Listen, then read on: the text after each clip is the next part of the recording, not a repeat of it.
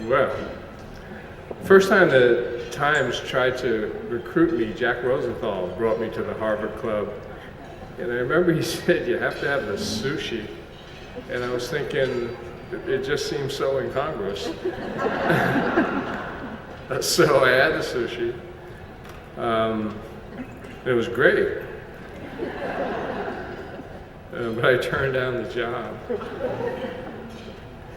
Thank God Hal Raines came back a year later, and I came to my senses. It's a great honor to be asked to give this address this afternoon, and I appreciate it. Thank you, Liz Roten. Congratulations, Chancellor Klein, one of the few public officials I still get along with.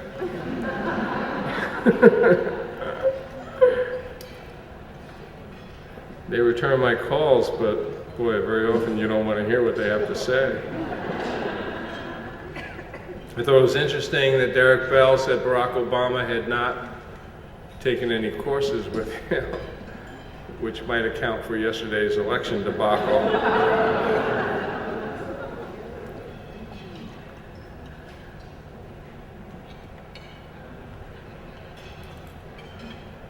I've been thinking about John F. Kennedy lately. I can't believe it's been 50 years since that 1960 election. And Ted Sorensen, who I had come to know, just died. So that had me thinking about the Kennedy years even more. And in that 1960 campaign, as at least some of you must remember, Jack Kennedy traveled the country again and again, saying in that Boston accent of his, "We can do better." Well, if that was an appropriate comment at the time, it's even more appropriate now. Our nation is in trouble, and no cracks, please, about that election yesterday. It was really serious business, and thank God I'm not here to talk about that. We were in deep trouble even before the voters went to the polls and swept out a crop of ineffectual Democrats, only to replace them with a fresh crop of outlandish and in some cases downright scary Republicans. No, we're in trouble because the world leadership qualities of the United States, once so prevalent, are fading faster than the polar ice caps in this era of global warming. We once set the standard for industrial might, for the advanced state of our physical infrastructure, and for the quality of our citizens' lives. All are experiencing significant decline. We are doing especially poorly when it comes to intellectual achievement. For such an allegedly advanced society, we are proving in many ways to be a hapless and gruesomely ignorant one. I wrote a column several years ago that carried the headline, "A Nation of Nitwits." A poll had shown that 60% of Americans were unable to name the president who had ordered the nuclear attack on Japan.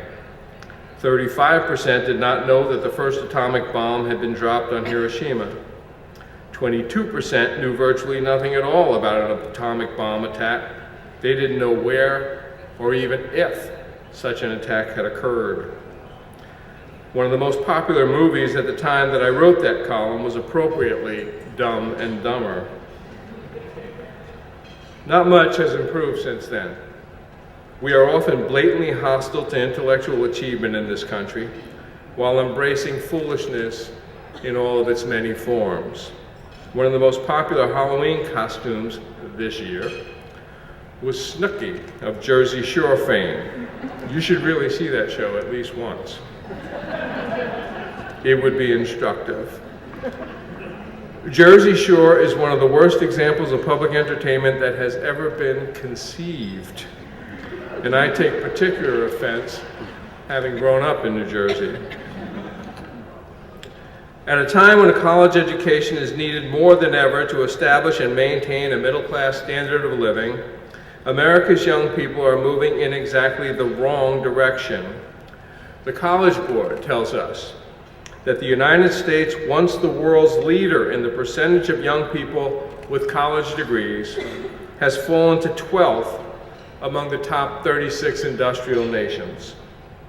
It's no longer sufficient to say we can do better. We have to do better. We've got all kinds of enormously difficult problems screaming at us for attention. We don't just need public officials who are well educated and well informed, and right now we've even got a problem with that. We also need a well educated, well informed electorate that has some idea of what we should be doing about the legions of jobless Americans, about our deteriorating public schools, the long and debilitating wars in Afghanistan and Iraq, rising poverty rates and scandalous economic inequality, the corporate stranglehold on government affairs, the extreme commercialization of the arts, the deficits. We need a tremendous amount of brain power if we're ever going to deal adequately with these challenges. The problem is that today's young Americans are not coming close to acquiring the education and training needed to carry out that mission. They're not even in the ballpark. In the key demographic group, young people 25 to 34 years old with a college degree, the U.S. ranks behind Canada, South Korea, Russia, Japan, New Zealand, Ireland, Norway, Israel, France, Belgium, and Australia. That is beyond pathetic. I'd like to believe that JFK would be apoplectic. I spoke with Gaston Caperton, the head of the College Board and a former governor of West Virginia, about these findings. He said to me, "When I was in school, we were #1 in the world in college graduations. When I was governor, we were 3rd, and I was surprised by that drop. Now we're 12th at a time when a good education is critically important to getting a decent job.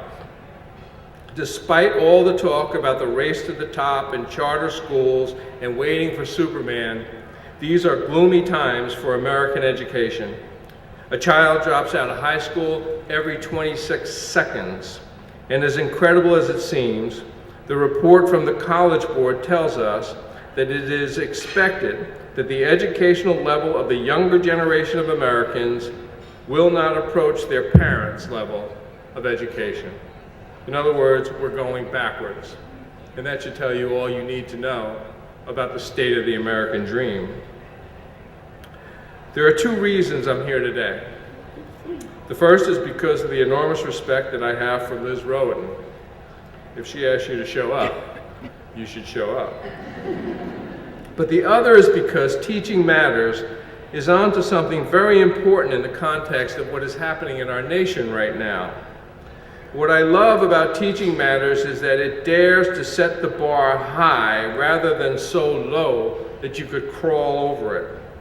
We've been setting the bar far too low in so many different areas, from the quality of our public officials and political candidates, to the teachers we allow to take up space in some of our classrooms, to the quality of the entertainment that we see on television and in the movies and in the theater and elsewhere. Teaching Matters tells us that it is not enough to simply get our young people to read and do computational math. It's not even close to enough in this day and age. It never was enough in my family. Oh, trust me. I remember many years ago in the 4th grade in parochial school in Montclair, New Jersey, I came home with my grades from the first time I'd ever taken exams. I showed my report card to my dad, 400s, a 98, and a 96. He studied the report card for a few moments, then said, not in a mean way, but in a way that I obviously remember after all these decades, he said, "You just couldn't get those other 200s, could you?" The bar in my family was set really high. That's what I'm reminded of when I think about Teaching Matters. This is a program that wants to maximize the benefits to be drawn from technology as part of an overall effort to bring the very best education possible to our children. I was immediately impressed when I was first told about this group's emphasis on writing You don't have to sell me, a newspaper columnist, on the critical importance of writing as part of a well-rounded education.